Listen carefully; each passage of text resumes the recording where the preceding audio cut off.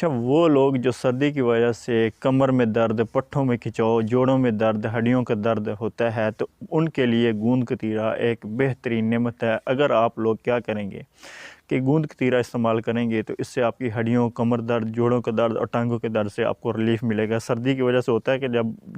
गर्मी में वो ठीक फिर रहे होते हैं, लेकिन जैसे ही सर्दी आती है तो कमर के पिछले हिस्से में दर्द उठना शुरू हो जाता है, बाजुओं में दर्द, पट्ठों में खिंचाव, तो इससे आपको निजात मिलती है अगर आप गूंद कतीरा इस्तेमाल करते हैं। इसकी जो पस मंज़र की बात की जाए तो हमारे हकीम जो हैं और हमारे मुतिब जो हैं वो इसको एसोसिएट करते हैं गूंद कतीरा को मेल्स और फीमेल स्पेसिफ़िक प्रॉब्लम से या स्पेसिफ़िक डिजीज़ से।